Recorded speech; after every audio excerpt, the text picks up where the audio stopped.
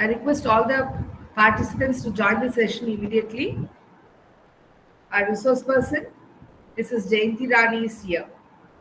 Let me introduce you to her. Jayanti Rani, Mrs. Jayanti Rani is a distinguished lawyer at the High Court Madurai Branch, Tiruchirappalli, Tamil Nadu, with over 16 years of experience in the legal profession. She began a journey with a BSc in chemistry, followed by a Bachelor of Law and an MBA, all of which laid the foundation for her impactful career. Jayanti ma'am's legal expertise has been honed through years of practice, and she is known for her unwavering commitment to justice and her diligent representation of clients. Apart from her legal acumen, Jayanti ma'am has been a dedicated member of the Child Welfare Committee, where she has played a significant role in preventing nearly 50 child marriages in and around Trichy, Perambalur, and Karur districts. This initiative demonstrates a strong moral compass and deep concern for social justice. She also runs the NGO called Parents Trust, focusing on social welfare and child rights, furthering her commitment to the betterment of society. Jayanti ma'am's educational journey took her through St. Joseph's Matriculation Higher Secondary School, Ethiraj College Madras, and Government Law College Trichy, which has equipped her with a rich academic and practical foundation to serve the community with integrity and passion. In the words of Thiruvalluvar from Tirukkural, Yadinin Penir Selvam Porinmai Andanin Nalanpal. The wealth of one who protects what is theirs through righteousness will never diminish, and the prosperity will be sustained. Mrs. Jayanti Rani exemplifies this ideal as the practice and social work embody the spirit of justice and compassion, protecting and empowering those in need. Ma'am, we are truly grateful for your time and dedication in sharing your knowledge and experience, and we remain inspired by your remarkable service to both the legal profession and society at large. Over to you, ma'am. Good evening, one and all. Thank you, Saraswati, for this wonderful opportunity to meet all the faculty across the country, I hope. And it is really a rich experience for me to have so many literate acumen here just to hear me what I'm going to say, but I'm going to say a very, very little, which you all have more of knowledge and thoughts, and you are doing so many research works also. But I'm working only in the grassroots level. Maybe even my grassroots level work at one point of time could help you somewhere in your research works also. And really, this is a very nice topic. Cyber policy, ethics, and legislation. It is a very, very vast, wide topic, because each word can be spoken of for 1 week. We've got so much of the matter to be spoken there. But then I'll try to curtail everything and give you a bird's eye view on all these three aspects. It is not that we are going to talk about it separately.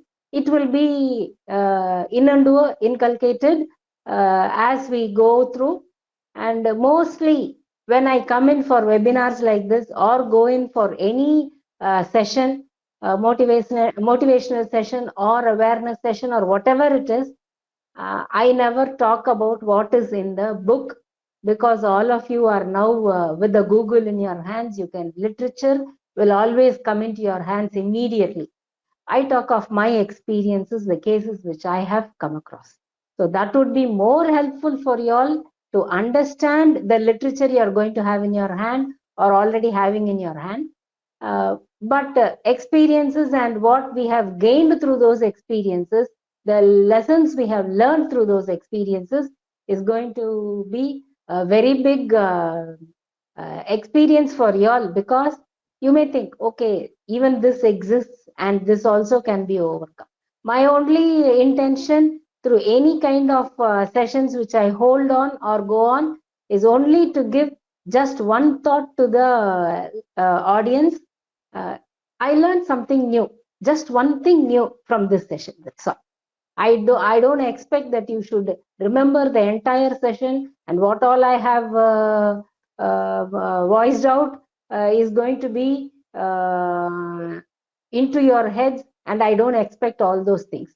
Okay, something today we have attended the session and I learned something. That's all. Even I go and attend sessions only with that thought. And similarly, I think I can just instill or inculcate into you one drop in the ocean of the cyber world. As all of you know, after the pandemic, India has become such a, what to say, drastic and ever expanding digital infrastructure. Wherever you go, even now you see, we make children eat their food only with the games through the mobile phones.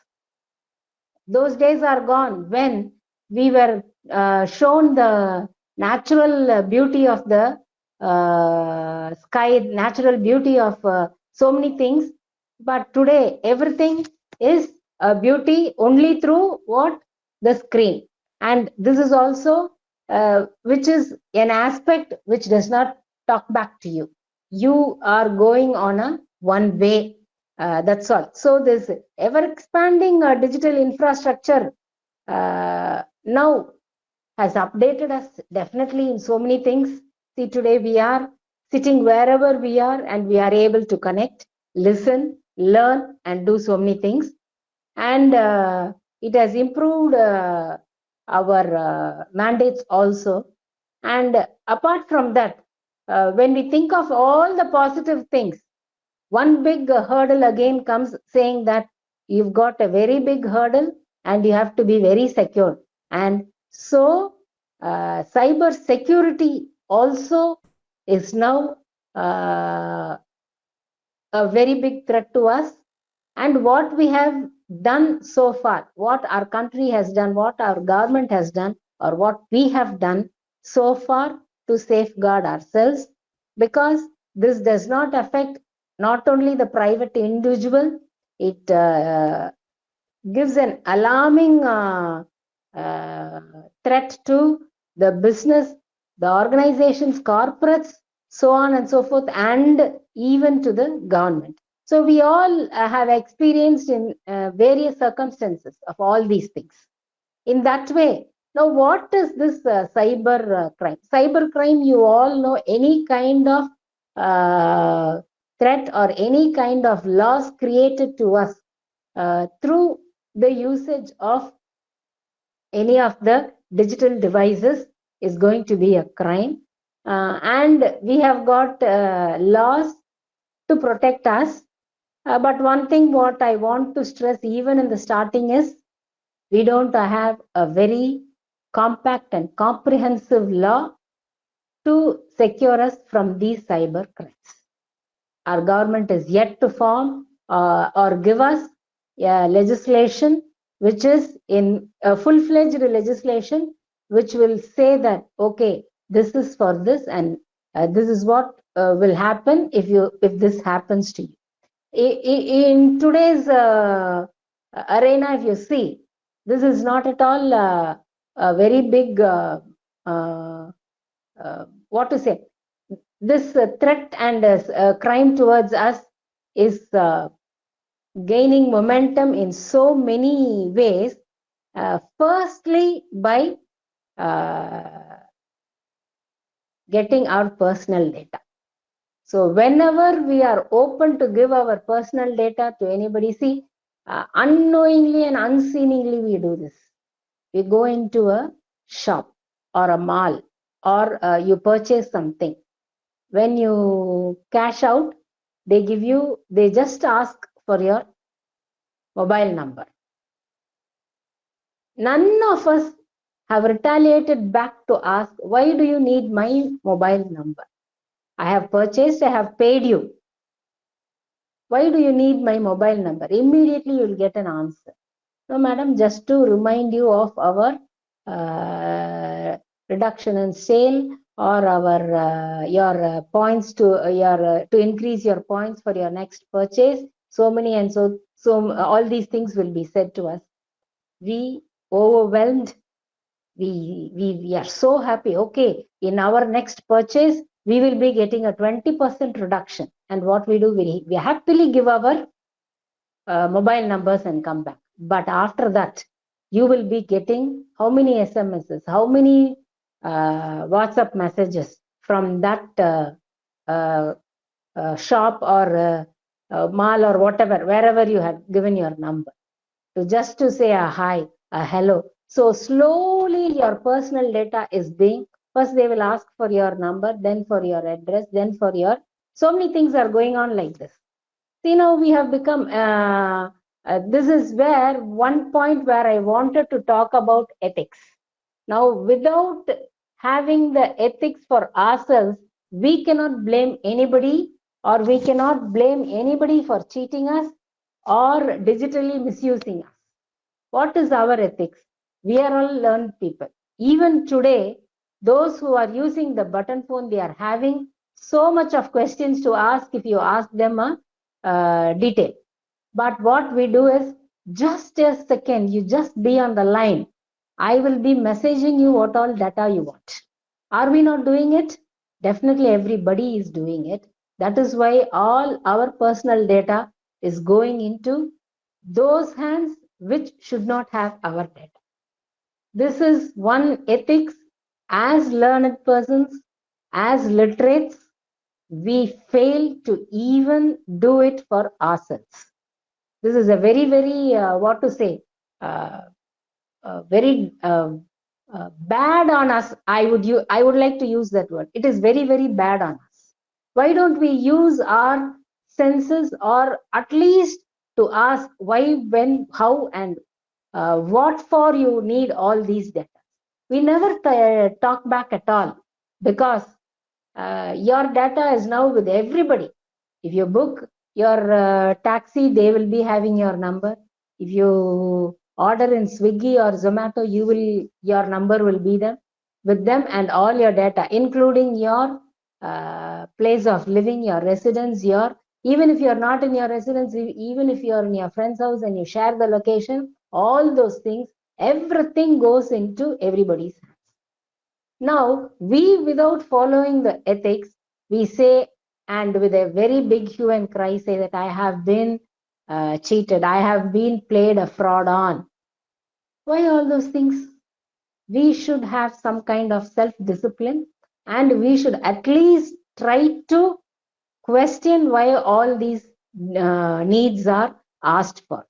Because I would like to talk about, this is the latest thing which is being now done, and now every call you make will have a prelude talking about that 1903. You call any cyber related problems, you please call 1903. This is issued in your interest by the Ministry of Electronics and Communication. We would like to help you out if you are being frauded by any cyber threat or anything like that.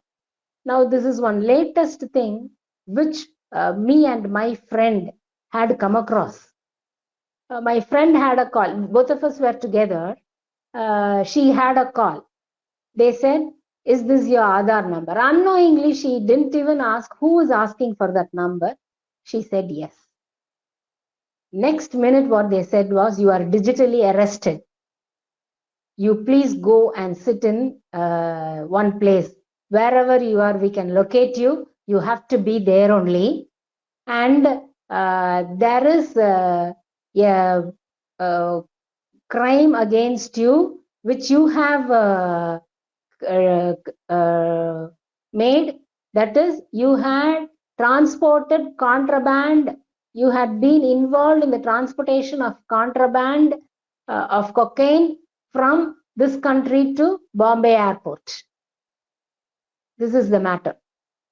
So you are digitally arrested. We have got arrest warrant against you, and very in a few minutes, the nearest police near your location, they will come and arrest you."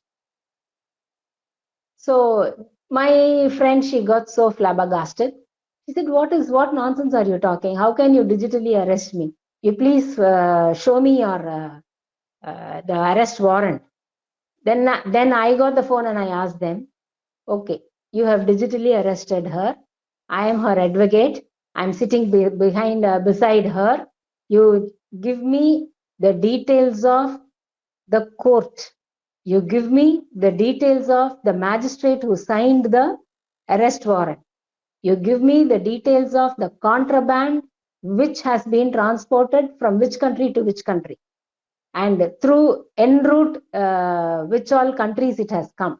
Then you have to tell me which airport, which part of the airport this contraband is there. All these questions must be answered, or I have traced your number and I know where you are, and the nearest police station to you is this. They are coming to arrest you, not digital arrest, real arrest. I have lodged a complaint online. This is what we have said them. They cut the phone. So now everybody is, it is like how you would have heard of the pub games against children, how psychologically they made you get into a fear, give them the details and everything. And psychologically, the child was even made to go to the extent of committing suicide. So all these things, digital arrest is also almost that only, psychologically locking you somewhere, trying to get details, all the details from you, and then trying to misuse. This is the latest case, I think yesterday or day before.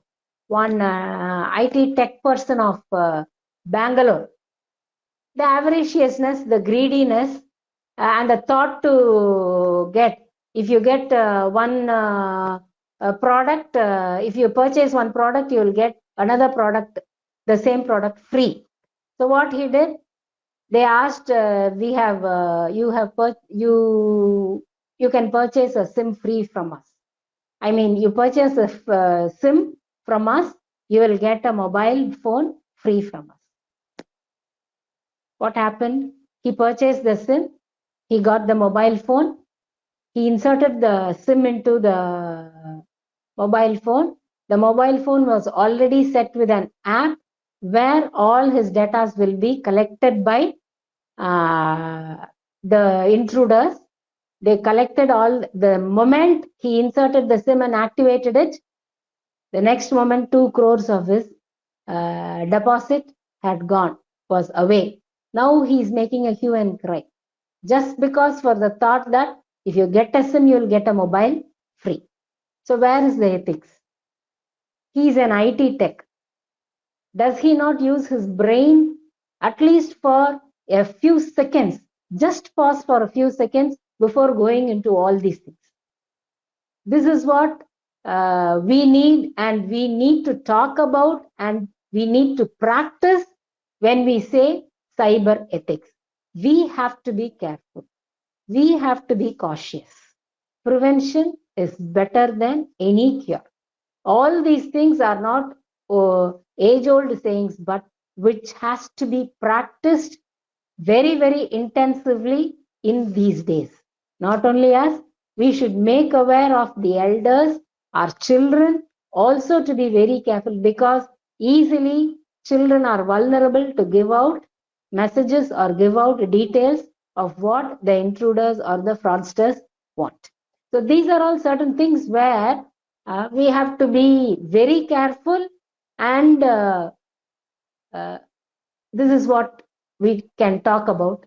Ethics, we have to ponder more. I think you can all do more research on this ethics, not only work ethics, not only home ethics, not only personal ethics. Now we need some kind and more of cyber ethics, because we all have become so procrastinated, and we have become so lazy. We want everything to come to us wherever we are sitting. This is the biggest drawback. Latest, just before coming into this session, I was just going through. Now Delhi is selling pure oxygen for 500 rupees and 300 rupees, because Delhi has become so polluted. Now, those who all want pure oxygen, you can always purchase. We started purchasing water. Now we have started purchasing air also, pure oxygen. Come throughout the world. It's not going to be, the days are not very far away, and definitely we will be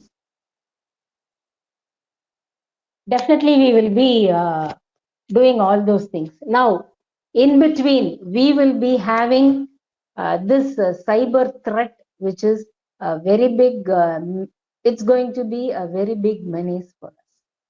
I do not know how we are going to overcome this, because uh, awareness about it and knowledge is very, very poor for us with regard to all these things.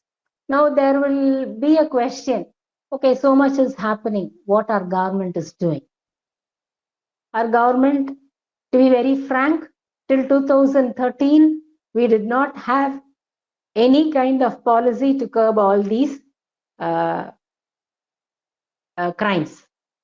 Whatever they did was just they booked the cases under the different acts which were available already under IPC, which is an 150-year-old act.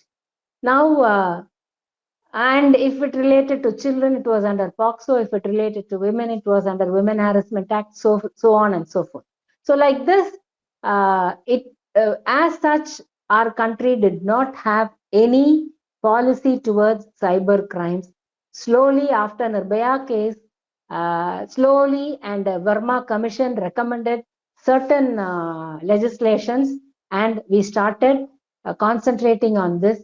And the only basic structure we had to have a response against all these is the Computer Emergency Response Team, which is in short called CERT.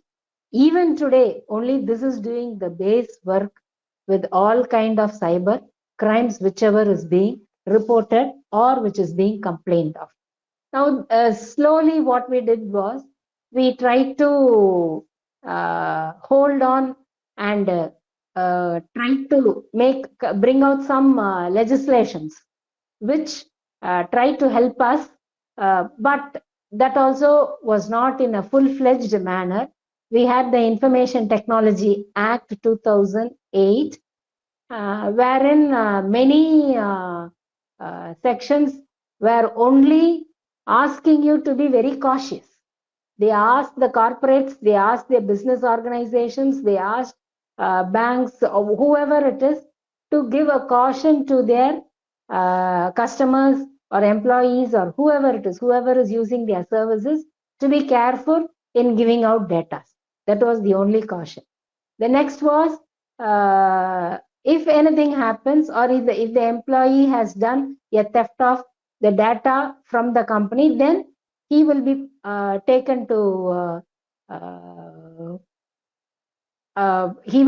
into custody, and action can be taken against him, not under IT Act but under Indian Penal Code, IPC. So this was such. Then later on some amendments came. Now proving the evidence is another very big threat. In one matrimonial case, and there was an evidence where the husband had threatened the wife and used highly abusive words, which the wife had recorded. Now, while producing that into the court as evidence, court did not accept, saying that you have recorded something without the knowledge of the husband and against his personal liberty. So a constitutional right that you cannot go against the personal liberty is another thing.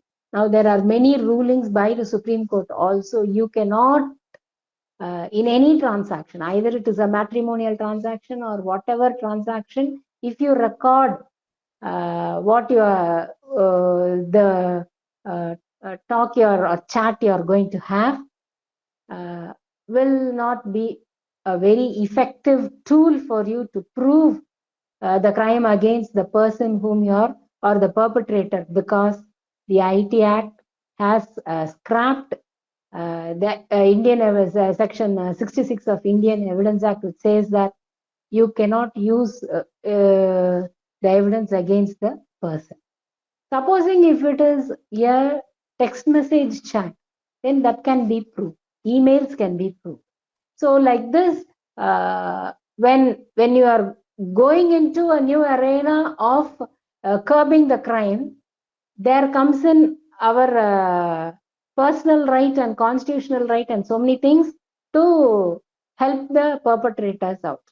Now, in one case, I think it is the HDFC Bank case, wherein, as I said, the institutions must caution their customers that they should be very careful in not letting out their personal data or sharing it with anybody else, even if it is asked in the name of the bank, or if the bank manager calls and asks, even then, unless and until you should go straight to the bank, verify it, and then only give. You should not transfer any kind of information through the mobile or any kind of message.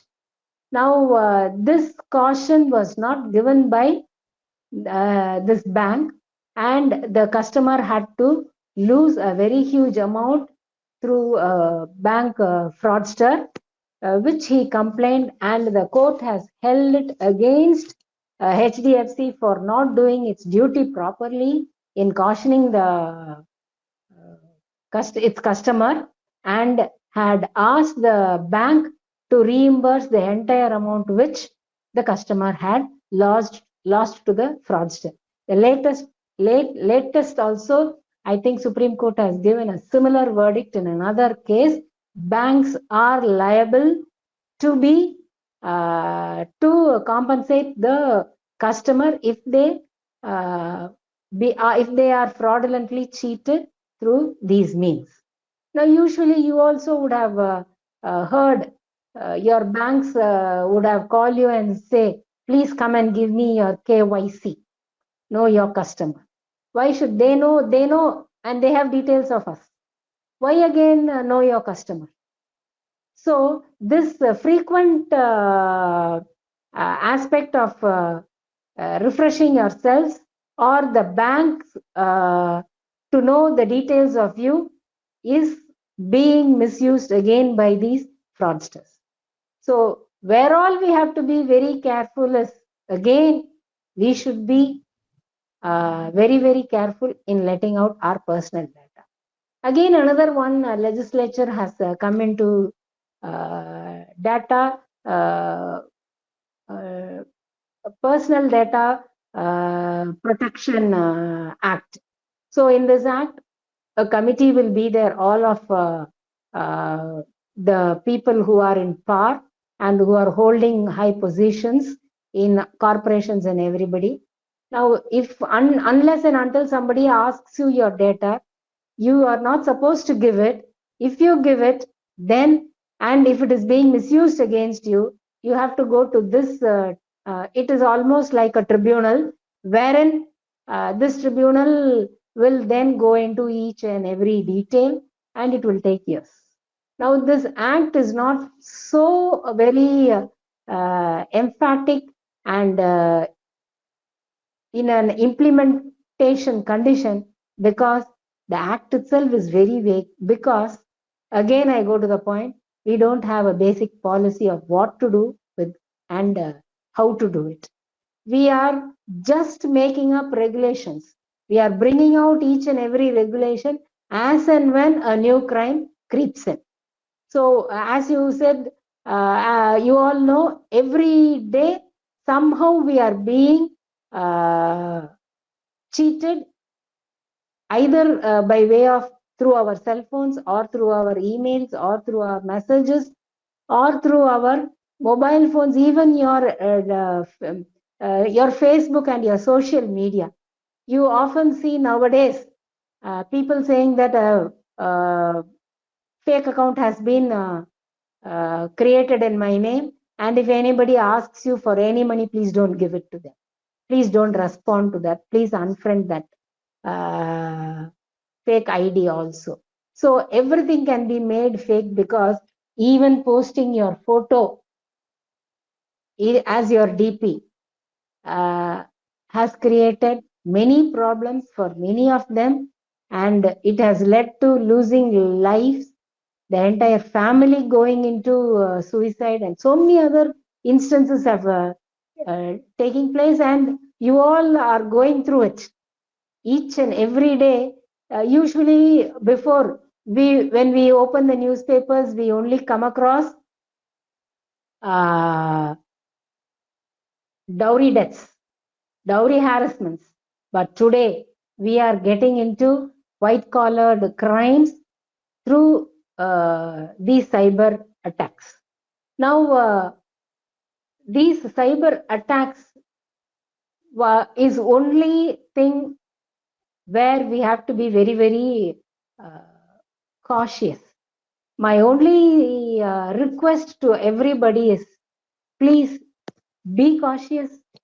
Tell others to be cautious. Make them also be cautious. So that is the most important thing, even to curb any kind of offense. Because today, one thing I talked about is digital arrest.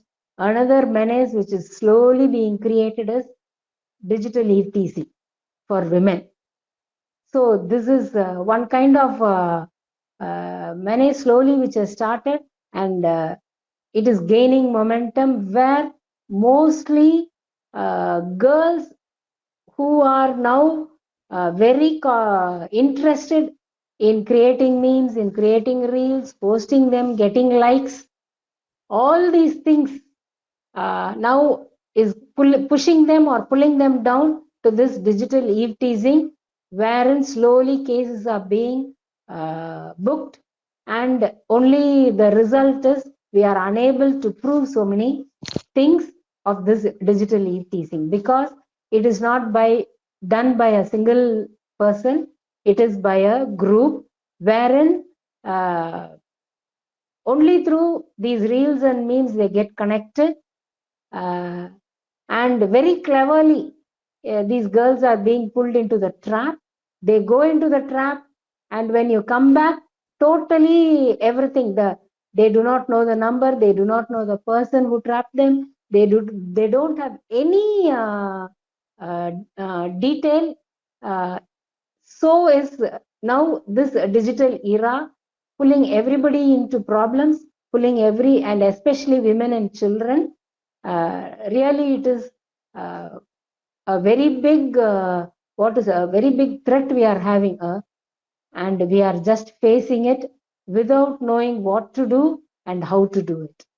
And the cybercrime police is there, they are doing their best, but what one lacking aspect is that not all the police who are being posted there have this knowledge in cybercrime and the legal aspect. So training of police now is another very big instant reality and action which the government has to do, even to book a case, to investigate a case, and then to bring it before the court. So all these things together now, if you go on seeing policy, we again come to the policy where there is a very big lack. What happens is, supposing I go and give a complaint, they lodge the complaint, but it does not have a special act like for other offenses.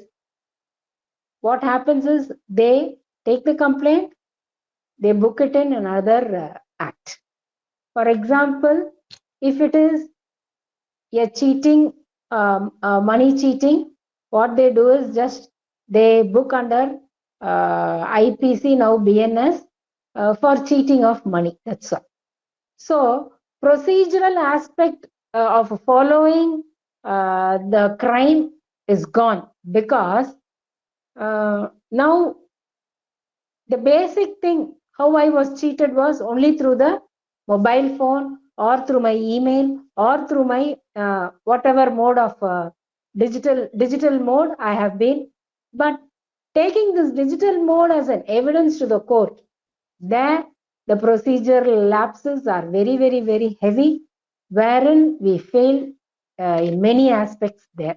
That is why many criminals go scot-free, and that is why the crime is also increasing through digital modes, because they are very foolproof, and they are very assured that to locate them, to bring them to the books of law is going to be a very tedious and a very long process, and it is not going to help in so many other aspects. So definitely they'll be scot-free one day. So after that they will be coming back again and doing it in any other mode or any other way of uh, uh, way they can handle it, where they will not be caught.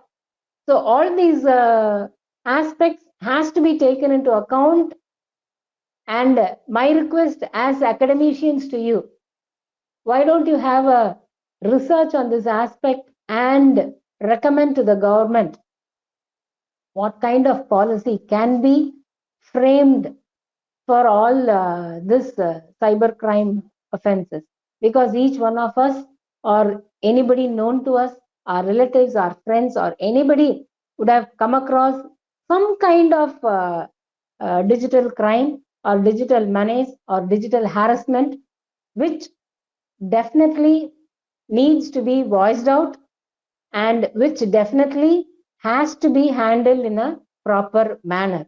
One thing, again, what I wanted to, I'm reminded of is, when something happens, we are not ready to come and give a complaint. This is one big drawback, not only in this, but any other crime or any other aspect. We think of the social stigma and we hesitate to complain. When we hesitate to complain, that becomes a very big advantage for the perpetrators, that there will not be any kind of opposition for what they are doing, and definitely they will be going on with their uh, crimes, for which we are unnecessarily vulnerable victims. Now, only for the thought of the future, the reputation, the status, and the societal stigma, which will make me think and make others think what she's or he is so educated, they are like this, they are like that, they have undergone this, or something like that. So many other stories will be built up, but all that is all just for one day. Another story, the next day yours will be forgotten. But if you forgot, or if you hesitate to come and give in a complaint, definitely then who will be the loser? You have to think of that. That is the most important aspect, because many of the perpetrators are enjoying doing the offenses only because that there will not be any opposition for what they are going to do, and they will be scot-free even if they are taken into books. So this one aspect has to be considered by all of us, and I think this also is part of ethics.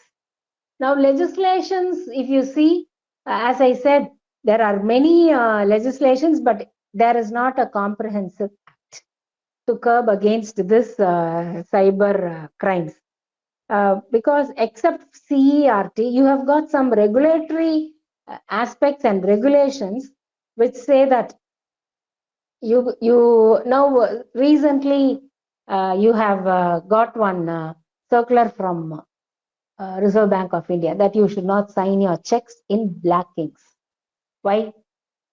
It should be either in green or blue, because black inks, it can be also a digital signature. So we are used to give our digital signature everywhere, which can be used against you also. That is why now RBI has got a regulation from 1/1/2025 that checks should not be signed in black. It should be done only in green or blue. So like this, as and when there are some offenses, some there are losses, we talk about giving some regulations. But what, as lawyers, we are also claiming that there should be a very big or a quite a comprehensive law exclusively for all these uh, crimes, because crimes range from phishing, from voyeurism, from malware use, from virus attack, to so many things.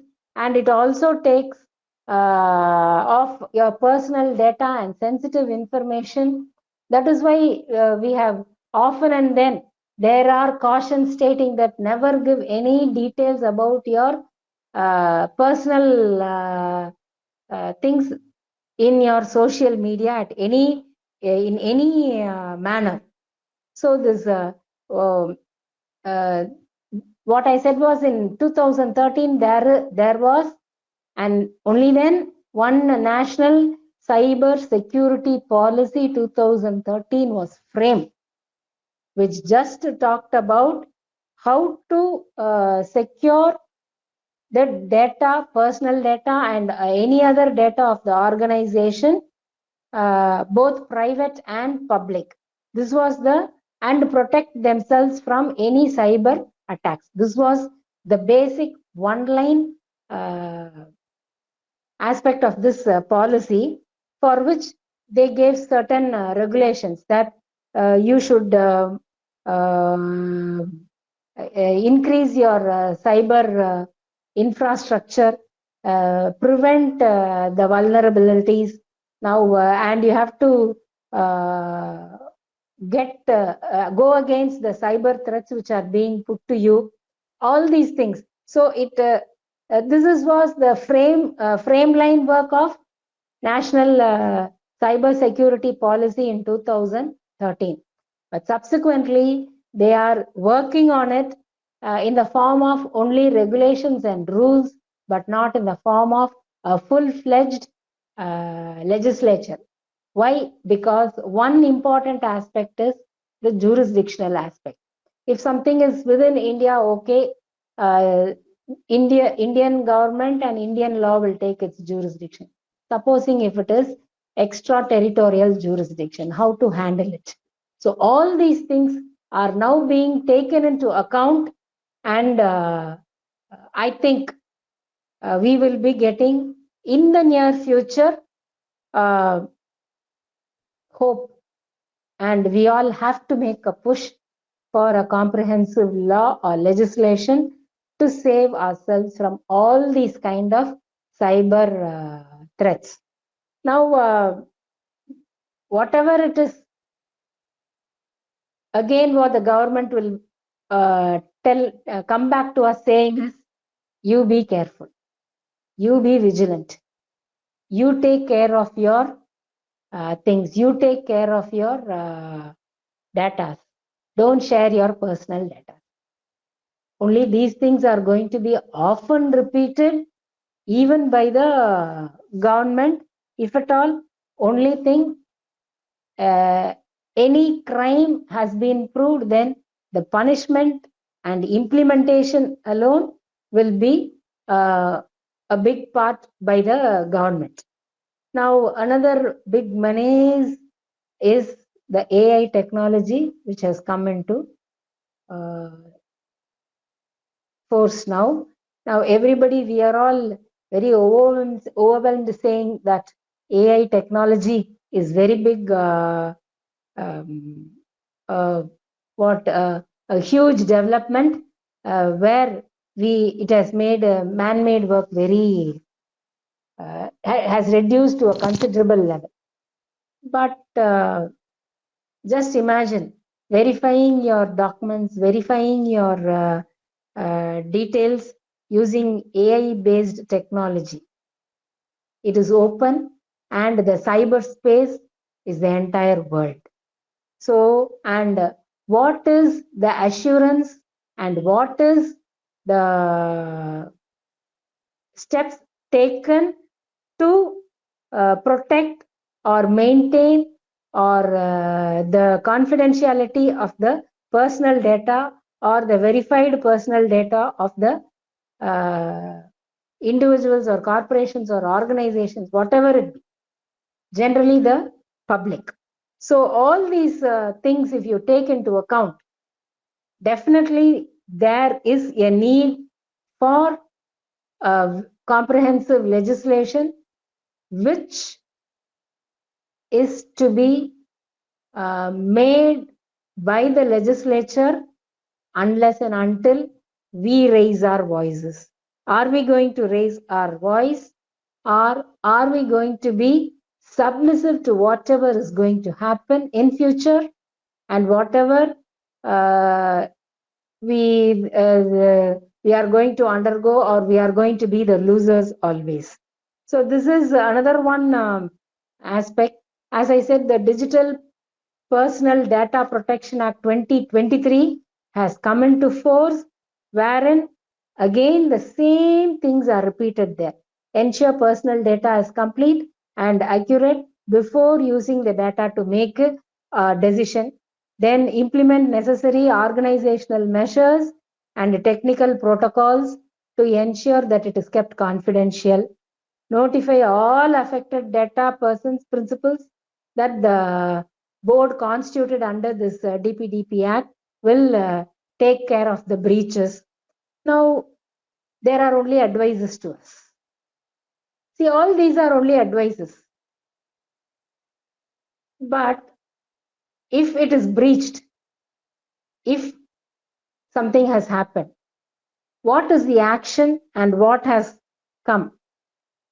Still, we are in the, newborn stage. We are yet to have so much of a ride in this, and only aspect, as I said earlier, the CERT, Computer Emergency Response Team alone, is the base which is working on all these regulations, all these aspects. Now this CERT is the nodal agency for all the aspects with regard to this. Now they are trying to prevent through some ways and means these cyber incidents and improve the cyber security aspects. So again, all what this CERT does is it analyzes the threats, the vulnerabilities, and the warning informations which are given by the perpetrators. Then if there is any data breach, they try to find out and try to help us out in from preventing us from further getting breached. Then again, forensics is another important aspect where whatever data or whichever instrument is being used is again sent to forensic for foolproof evidence that it was being copied from only this system, or it was being taken out from some other system. There has been any aspects which has been detected, or there are some editing done, or there are some malware has been included, threats have been included in that, or deleted. All those things can be done only through this forensics. So now you would have understood that each and everything is a separate pigeonhole department. So if I get into a trouble, I go and complain. They get my mobile, they send it to the forensic. There, then they have to give the report. Then from there, they will give the report to the concerned authority, then the police will start investigating, then they will try to find out. So each and everything is a separate pigeonhole theory, as we say, which is not comprehensive, and that is why today cyber crimes and cyber attacks are on the rise, and we are still in the naive stage of even investigating it properly and giving the perpetrators a proper punishment, though there exists punishments for them under various uh, laws. There is not one law, because for everywhere now there are cautions and regulations being given for banking and financial services, for telecommunication services, for transportation, then for the government itself, for power energy. So now they are taking each and everything as separate blocks and giving them regulatory rules and conditions, so that you can go and approach them. They will then approach the next stage, and so on and so forth. So all these things together is definitely, because even your stock exchange, if you have some malpractices, I think you would have heard that the coming IPL matches, they have sold uh, fraud tickets for the IPL matches, and a very huge amount has been amassed. And with this simple aspect of so many tickets sold, the stock market has gone up, and so what, the shares have gone up, and so many fraudulent activities have come out. And day before yesterday, I think they have found out that all these tickets sold were fraud by fraudsters, and now they are again going back. And once it was known that the fraudsters have played a very big hand, all the stock market and shares have come down. So now what will happen? There is no separate legislation to uphold it. They will again go where? To SEBI. So all these aspects, if something happens in insurance aspect, then the insurance regulatory board will take care of it. So there is separate pigeonholes for each and everything, but we are not having a comprehensive cyber security assurance law or program or policy or regulatory aspect, method, procedure, nothing we are having. So definitely now a stage has come where we all have to work out, at least knock the doors of the government, make the government wake up to at least bring out a comprehensive law legislation on these aspects. I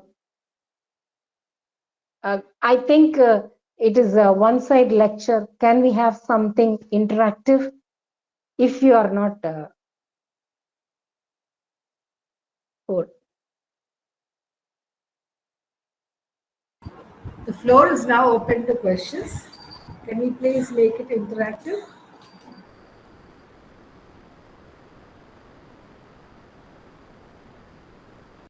Hope I have given you some kind of input,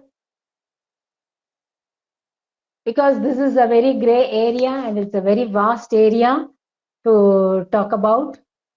Whatever is existing today, I have brought before you. Now, you may have experiences, you may have questions also. I think talking for 1 hour to the lecturers should not be another lecture to you all. So let us have some kind of interaction if you are interested.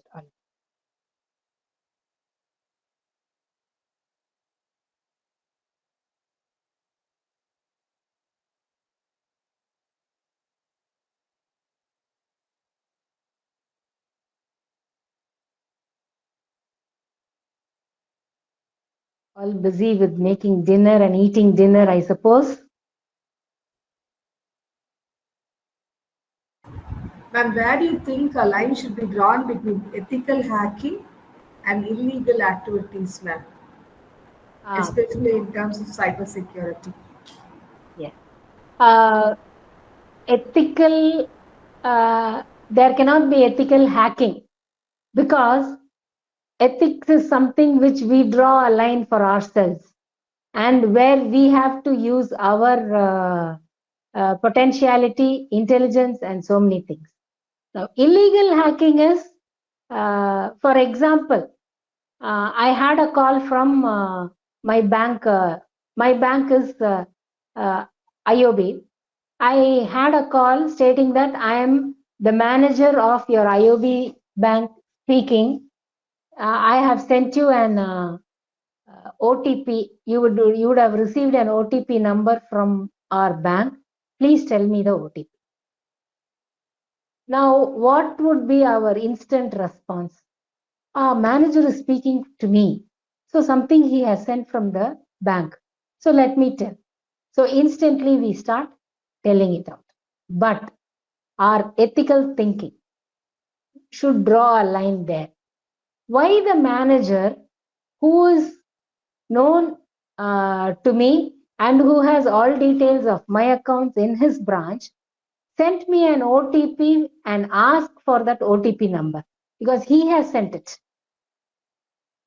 So why he should ask that number to me? You revert back to him asking him why I should give the OTP, why he sent the OTP, what is the purpose. Definitely the phone call will be cut. I have had this experience, and next day when I went and inquired in the bank, they said we never do all those things. So madam, you are very careful in not giving out the OTP, because once you give the OTP number, your account would have been hacked and your money would have gone. So this is where this ethical thinking should be used by us. And the illegal fraudulent transaction is the line, is the Lakshman Rekha line, where we should think not once, just hesitate for 5 seconds or 10 seconds whether to cross it or not. You will have, because it is all we learned from our childhood only. Because when a child asks for something and is very adamant that it should get, what we do is, if we want to quieten, we just immediately get the object and give it to the child. If not, what we, as a good parenting, what we do is, what is the need for it? Why it should be given immediately? You just make the child cry for some time and say that, okay, I will get it to you, not now, only tomorrow. Tomorrow the child will forget about asking what it asked yesterday. So this is what, where we have to draw a line for ourselves, thinking for a moment why we should give, why they are asking. This two questions, why I should give, why they are asking. I should verify with the necessary aspects, because even messages, even if you see memes and so many other messages, when you verify whether it is true or fake, again you get it is a fake message. You don't believe all these messages. Actually, signing in black ink was the other way given as a message, stating that hereafter from 1/1/25 you should not sign in green or blue, you should sign only in black, which was a fake message given in a reverse way. So this is, the entire public is being now misled, and RBI is being misquoted. So, RBI rose to the occasion, now gave out a regulatory saying that it is a fake message, that it should not be signed in black ink. So here only we have to we have to go and verify for ourselves for once or twice or thrice. It doesn't matter, because we should never be losers. Even before losing anything, we should be very cautious, and it should not be unconsciously we have lost anything. Definitely, we are not for it and we should not be for it. Yes, somebody has raised their hand. Crash.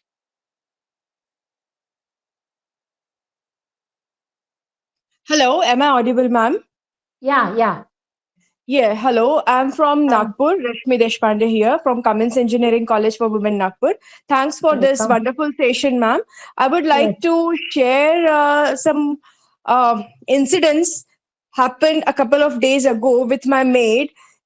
She Okay. pur- yes, she purchased some dress material from online shop, and the Okay. shopkeeper sent her a QR code and asked her to Okay. pay. So she paid 1,200 rupees over there, and after Okay. next day he messaged her that you have to pay GST 1,800 Mm. rupees for the material she purchased.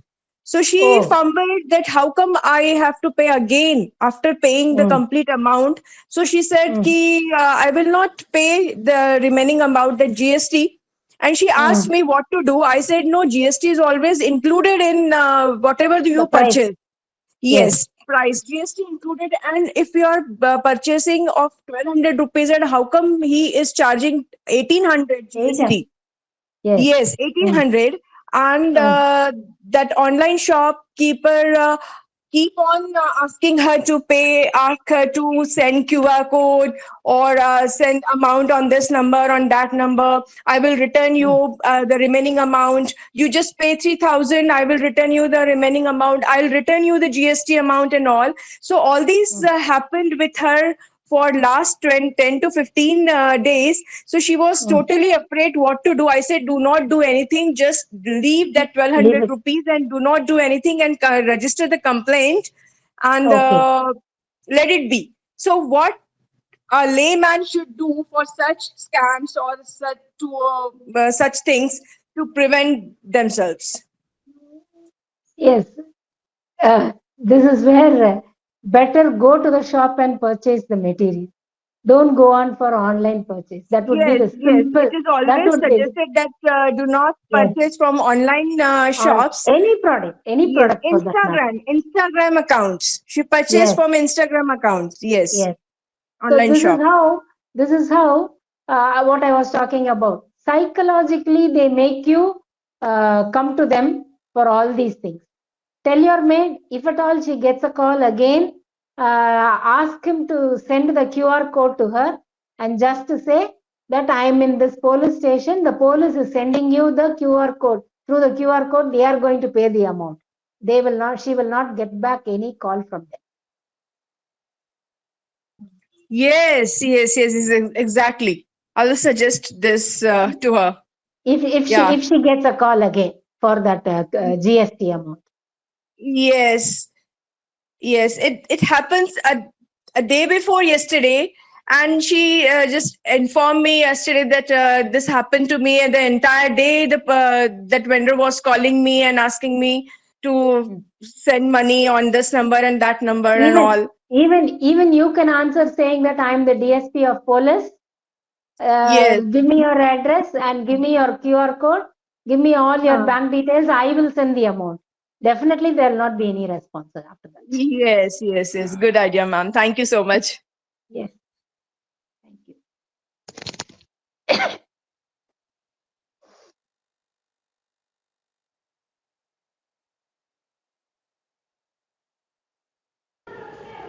So, Hello, ma'am. yes, Yes, ma'am. Good evening, ma'am. My name is Daisy, ma'am. yes. Ma'am, in case of cyber stacking, from your point of view, what are the measures that social media platforms and any other online services which take to prevent those issues, ma'am? Simple is, uh, uh, I mean, don't post any of your photos or personal details in the social media. That is the most important. And now it has become a very big fashion for us all to say that, okay, I am traveling to this country, I'm traveling to this place. You do it after you have traveled from all those places and post the photos, but not during.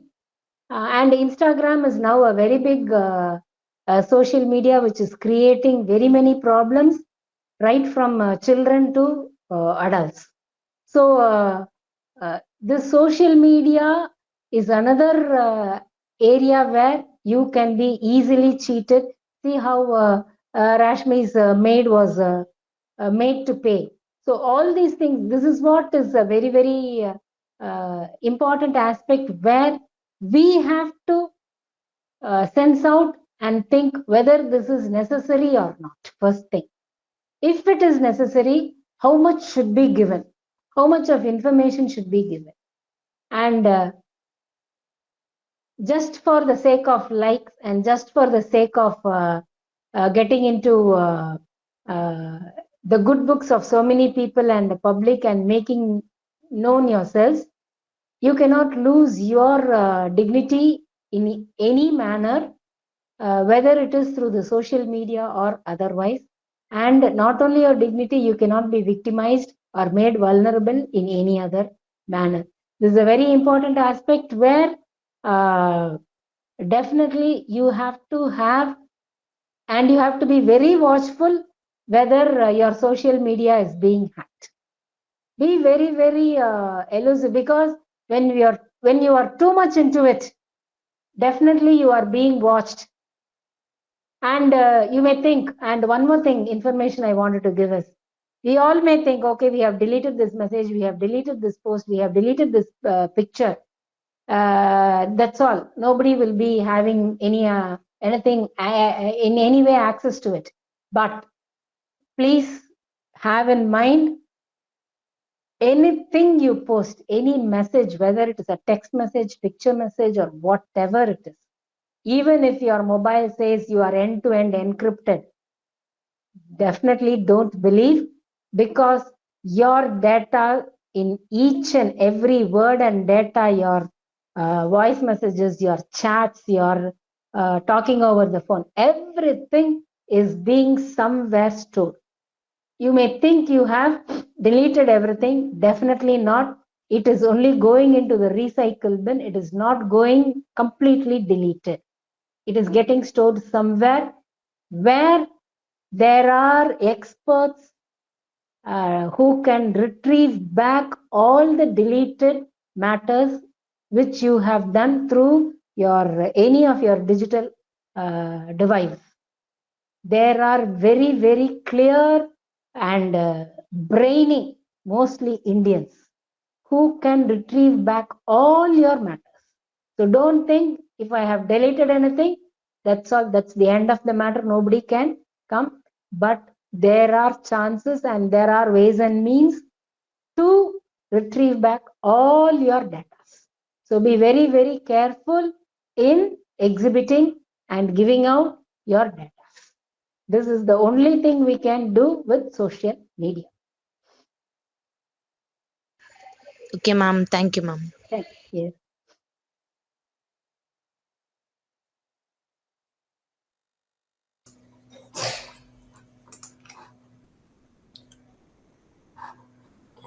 Hello.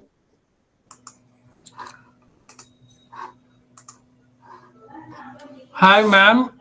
This is Dr. Prema.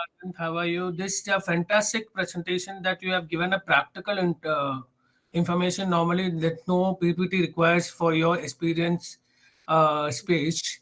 Thank you, ma'am. And I just have a clarification because last week I, as Rashmi said, the same case I have already received a international call on Saturday. Okay. There's one name called Mr. Godwill. He himself has called from his WhatsApp number and said that there is a code will come. You just tell the code, so we will connect in over WhatsApp video call, and then we'll discuss the business like that. He has some 5,000 pounds. He said 5,000 pounds I have. So I wanted to maintain that is a private discussion with you. That's why he asked me to send that code from the WhatsApp video call. Then I said, why would I have to give the code? WhatsApp is already is open. You can come easily to a video call. Then he said that video call is not allowed in my country. Then if you tell that code, then we easily connect to the WhatsApp video call and we can talk about that 5,000 US pound I have. So I wanted to transfer to your account. We can be a business partner like that. And I said, I don't know, but I don't know who you are. Immediately you got my number and got talking to me. And I said, I cannot give that code. But he's immediately sent a voice message. That to message is also sent once. You can receive only once, and that cannot be retrieved back. That kind of a voice message said to you once. That message he sent and said, lucky friend, I have seen you in your Facebook. You're a very busy guy, and I wanted to have a partner with you for 5,000 pounds. It's a small amount initially we start. Slowly we Yes. have a lot of money with us, and we can start the business. I told them very clearly, whatever it is, you can come to my country, or you please come to me in front of. We'll have a physical discussion, and then we'll take forward. He said, a Yes. friend, I wanted to talk to you, and I don't know how to immediately take steps. This kind Okay. of victim of this digital bullying to take myself protect. Then I said, come Only on, one. guys. Mm. Yeah, thank you, ma'am. This is my question to you, ma'am. Only one thing. I think now you would have understood. Something is banned in their country, but they want to come through some kind of illegal means to us. And what has prompted him is your Facebook messages, your Ah, business.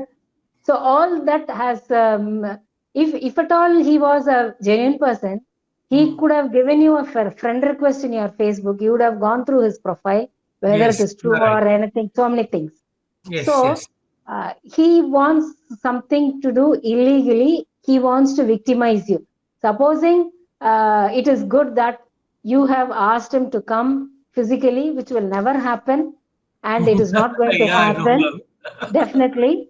And hereafter, he may not call you because once you have stated that the voice WhatsApp call is open and he can always come.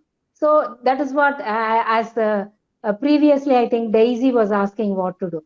Yeah, Never yeah. make friends with unknown persons. Even if their Understood. profile is very good, don't make friends with them. And one important thing, I think Mr. Prem would have given your mobile number in your Facebook Hmm.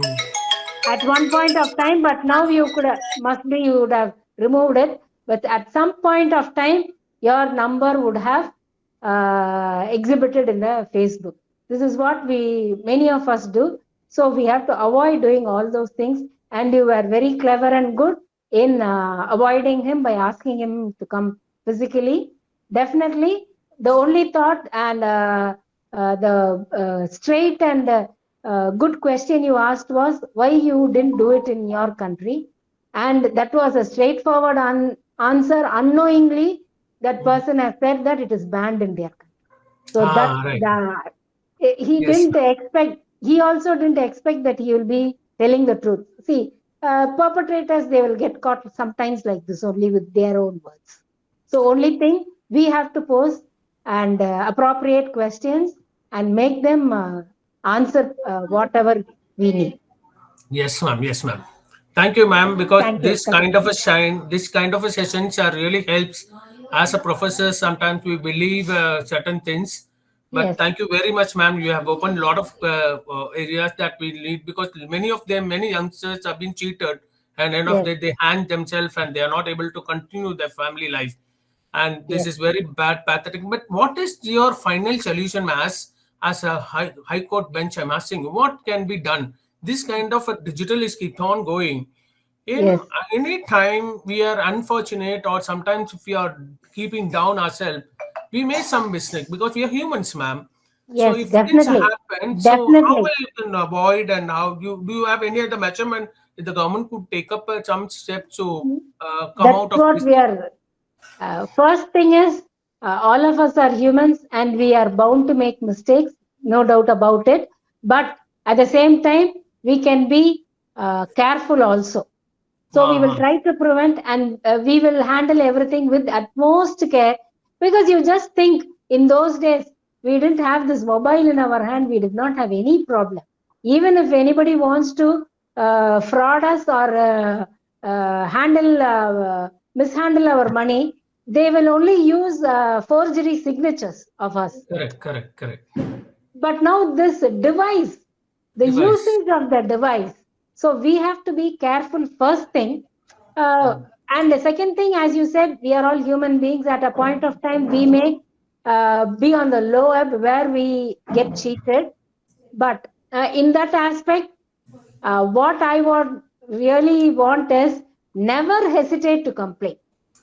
There is this one aspect where we think twice, we ask our friends, we go there, we go here, we discuss, and by the time is lost. And so many things will be made upside down within that time. So never hesitate to if you think you have been cheated or you have been put into fraud, never hesitate to approach the authority.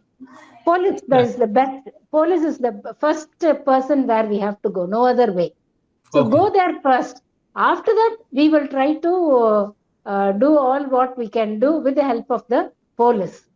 One thing. Second thing, with regard to the law, as I said, there is no comprehensive legislation towards which we are also working. Maybe all of us now, we can join hands to push this also. We will start writing to the government to bring out a comprehensive law, because when the government is encouraging digitalization in every aspect, definitely then the same government has to give all the precautionary measures and all the ways and means to protect ourselves from being any kind of victims to this digitalization. So in that way, we have to push the government to bring out a comprehensive law, and it cannot be, as I said, pigeonholes. It should be a very definite aspect wherein if something is done, whatever be the crime, if it is with the digitalization and devices, this is what is the law. So something like that must be brought, for which we are all striving. Maybe we will take support from all of you also. Thank you, ma'am. Thank you. Surely I will write a proposal to the government specifically targeting cyber harassment, or as you mentioned, I will write a proposal. And sometimes it's stalking, bullying, and doxing. It's all happening in digital. So definitely I'll write. Thank you so much for your presentation, ma'am. Thank you for your presence. Thank you, ma'am. Thank you. Thank you very much.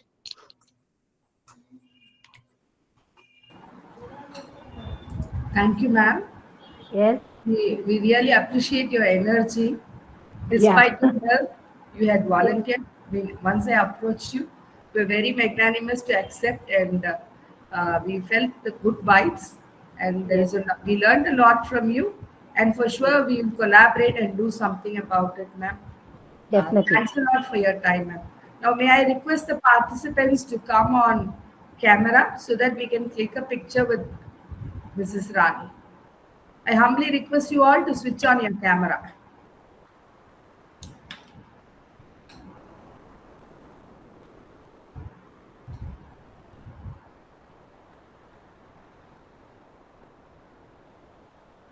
Ratnavali ma'am, can you please request somebody to click? Reshmi ma'am, can you please come on camera? Daisy. All participants, I humbly request you to please on your cameras. Dhanashekaran sir. Remanan sir.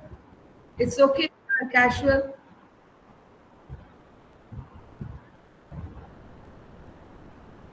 I request all participants to please switch on your cameras.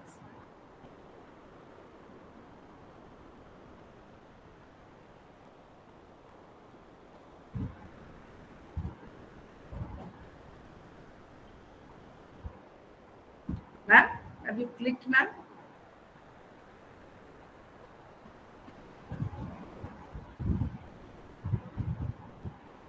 Ratnavali ma'am? Yes, ma'am. Yes. Yes, ma'am. Yes, Thank you so much, ma'am. Thanks for your time. And to all the participants, a very good night. We'll join again tomorrow for the next session. And we're all very interactive and engaging. Thank you very much. Wishing you the very best. We'll catch up tomorrow. Thank you, Jayanti ma'am. Thanks a lot. Wishing Thank you you. Thank you, all of you. Nice to have seen all of you. And maybe I think we'll have some more sessions together. Thank you very much. Good Thank night. you. Good night, ma'am.